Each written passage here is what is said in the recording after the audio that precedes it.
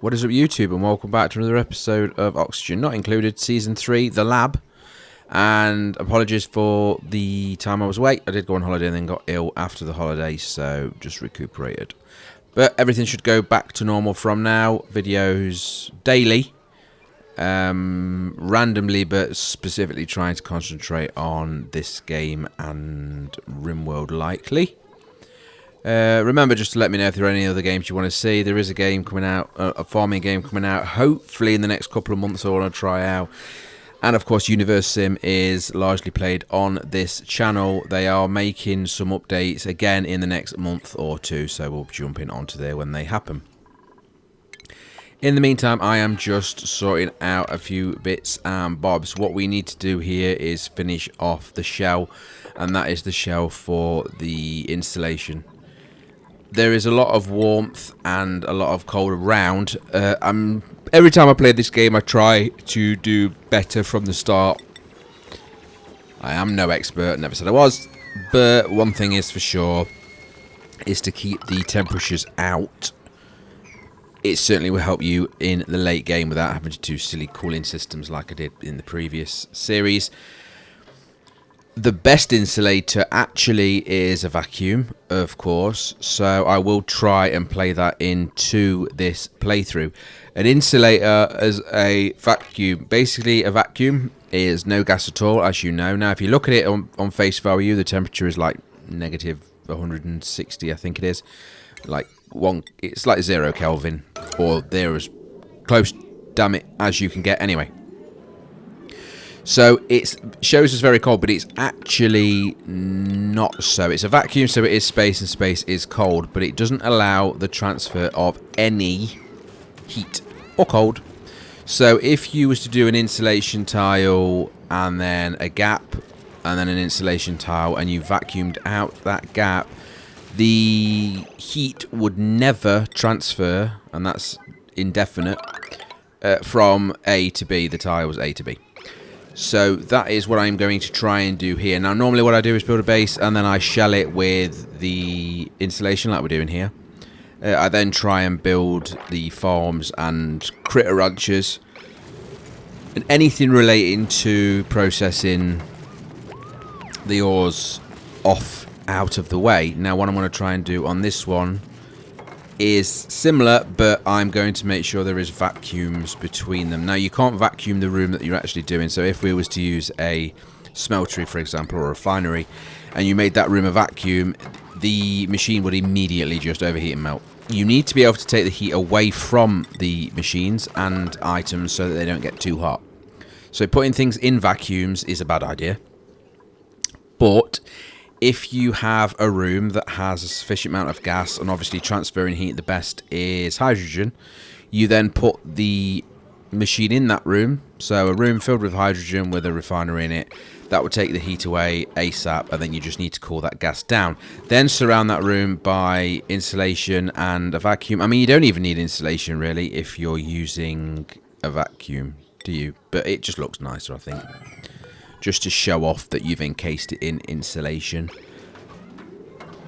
Then, regardless of how hot that room gets, the gas gets, or the walls insulated or non-insulated, whichever you go with, the vacuum will not transfer that heat over to then additional blocks. Now, you only need one gap. Any more than that is just a waste of space, I would imagine. Depending on your aesthetic, of course, how you build it. I do try and build these things symmetrical to a point, that I always have the same sort of base build as you've seen. Any ideas or changes that you can think of, let me know. But for now, it's going to have to be as it is. Now, I am building up, and you saw there was some polluted water in the way. To move that, I am just going to drop it. Down here, there is already a process in place. There is a pump sucking that up and storing it. That will then get converted to clean water when we need to.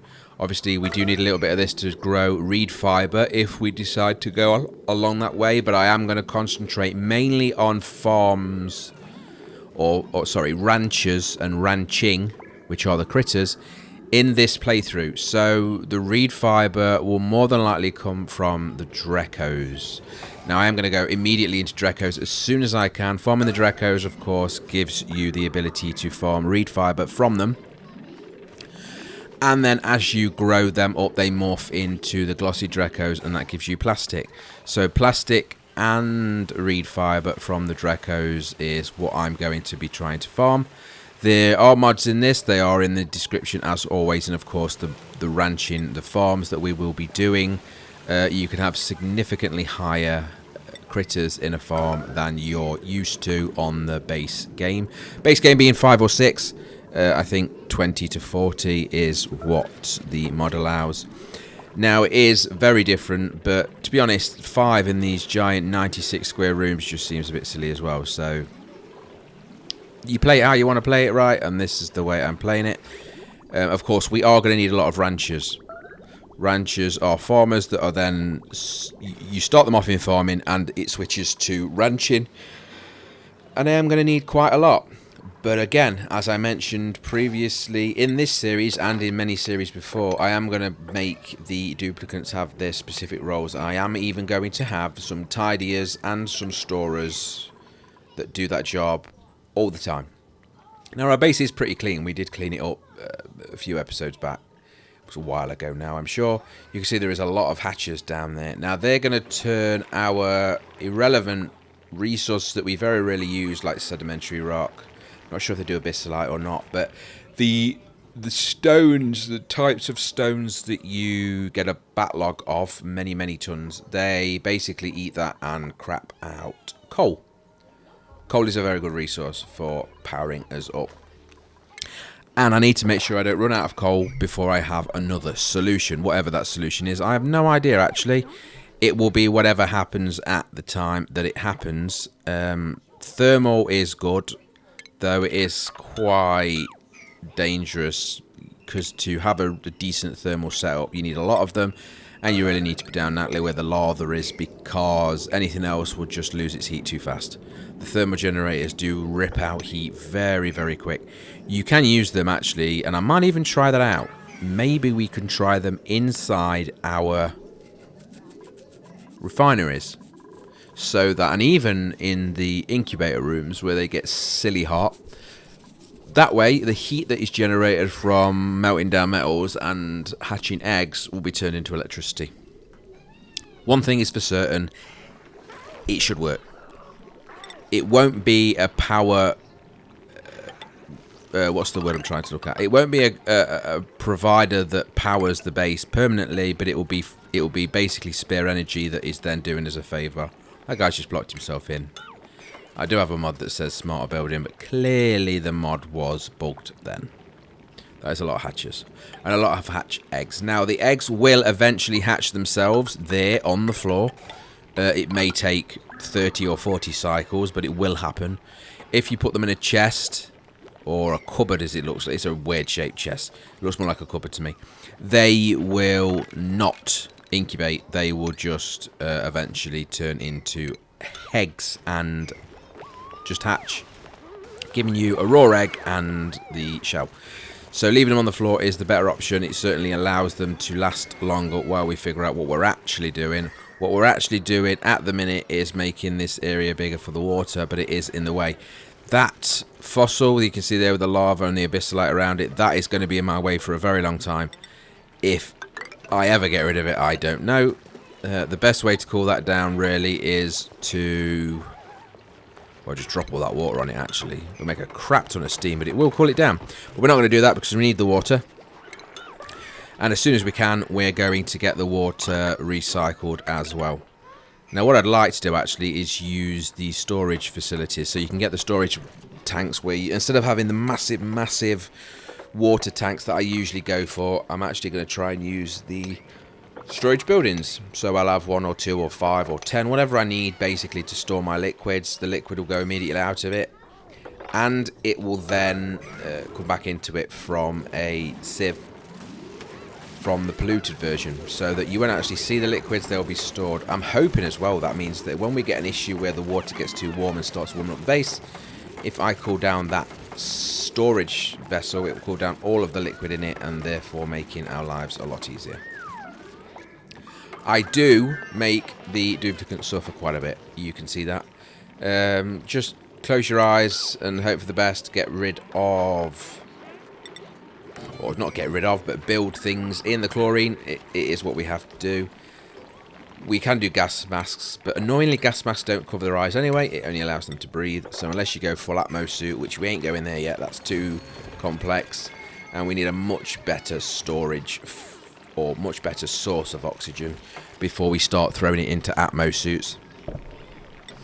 We will be hydrogen and oxygen, obviously electrolysis, turning water into oxygen when we need to. But only when I see that the algae is starting to drop. 40 tons or just shy of 40 tons at the minute in the base. And, of course, there is plenty more to dig out from this asteroid.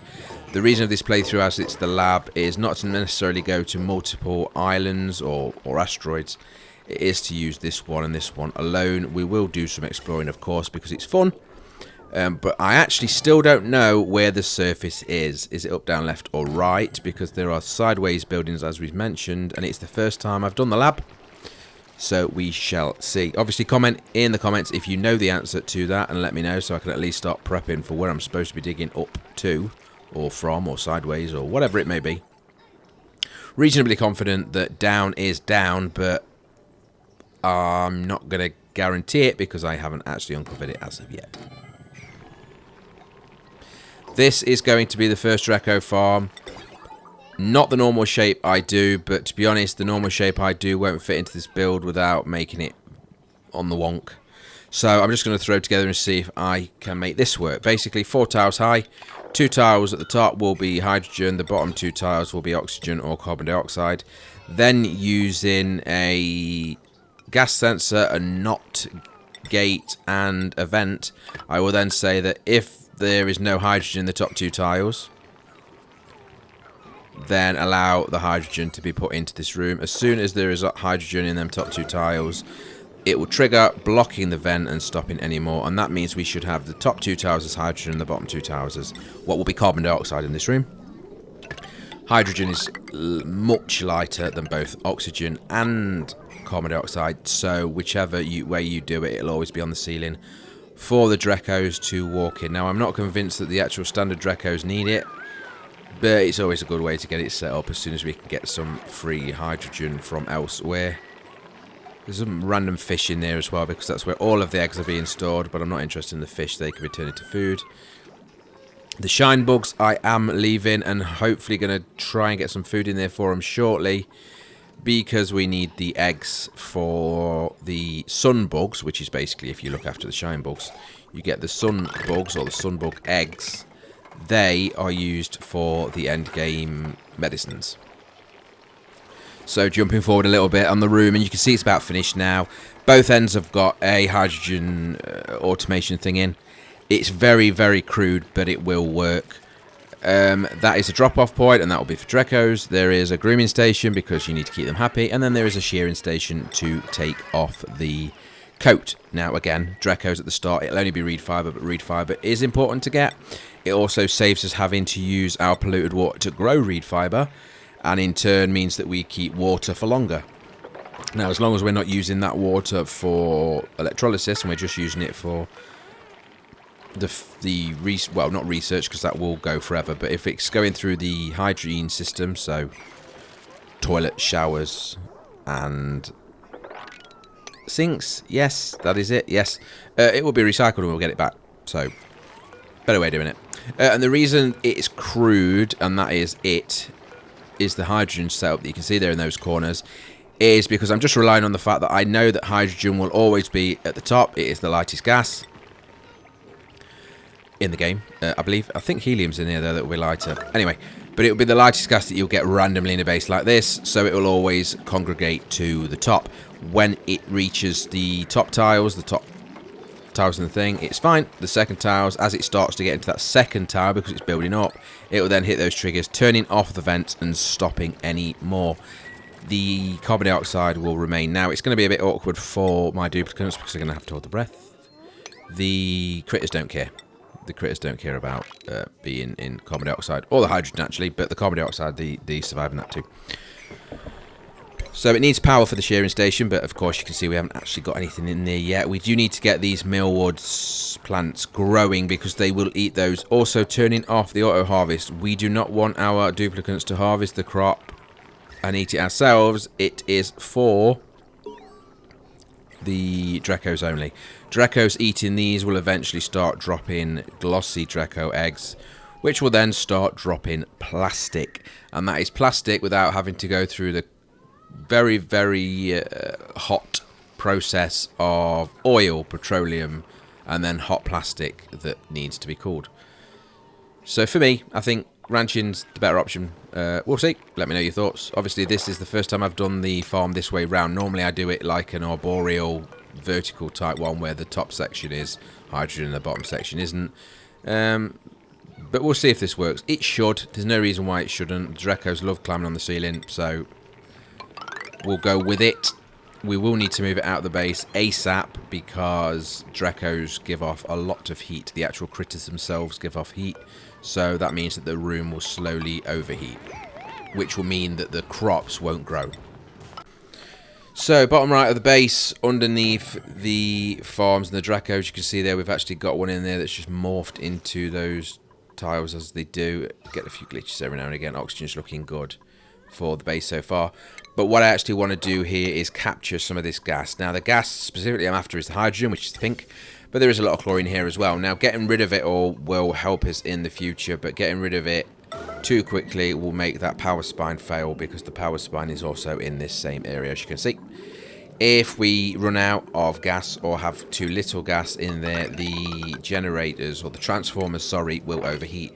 So I need to keep an eye out on that. Spoiler, I don't notice until something starts overheating, but we'll get there. So this pump is going to pump out everything in this room as it can. The hydrogen will of course get filtered out and sent over to the Drekos. Everything else will be stored in a storage vessel, the gas storage vessel, as you've seen me do many times. Chlorine is good for killing germs. Unless you go in super hard mode where the germs are a severe problem, you should be okay. We can use it though to reduce germs, slime lung, etc. It also will work on the zombie spores, so that's what it's probably going to be used for me when we find them. Just setting up now a quick chain of research to get on with, because the researcher, that is his only job, and then I think he's a cleaner after his research, so if we give him loads of researching to do, he'll crack on with that. Obviously, anything with yellow he won't be able to do until we get over to that stage of the research, which is using the rad bolts. And as I mentioned earlier, I'm actually going to start doing this now just because of how the base is set up. Things are getting in the way, and this huge amount of water is also in my way. Now, we don't want to waste it. We don't want to ruin it or do anything with it other than store it and use it. So I am going to do that. Basically, what's going to happen here is, for now, we'll get the pump chucking it straight into that storage vessel. Then the output of that storage vessel will go back into the main line so that it will continue to feed the base constantly, as you would expect it to do or need it to do. Any surplus will then get backed up into that storage vessel, and once this section is empty, we can progress with making a better setup for the base and just using this area. Now, I am going to, of course, use a lot more pumps. I don't think more than 2 pumps work on one pipe, so I will need an extra storage vessel to use another 2 pumps just to speed this process up, because it ain't quick. Moving liquids just isn't quick. It never is in this game. There is a mod you can increase it. I've increased the storage size of items, the storage tanks, the cupboards, etc., or chests, but not the pipes. So it still is pretty slow. So we'll get a second one in there just to speed that up and probably chuck another one down shortly. Now, those of you that noticed that I was growing reed fibers, I'm not sure how long I've been doing it for. It's been a while since I last played. But one thing's for sure, I already said, it's no good. Using up that polluted water is not relevant here. We have a Dreco farm which will cover this for us, and it's much easier. They eat millwood, which is grown, and it's free. Now we've planted it, so I don't see an issue there either.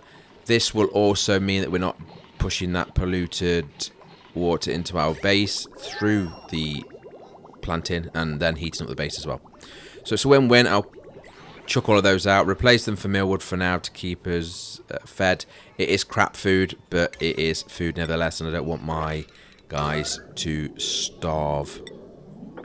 Speeding up this process here so we can get this hydrogen in. Again, I'm pretty sure it's not required for these Dracos. It's only needed for the plastic ones or the glossy Dracos.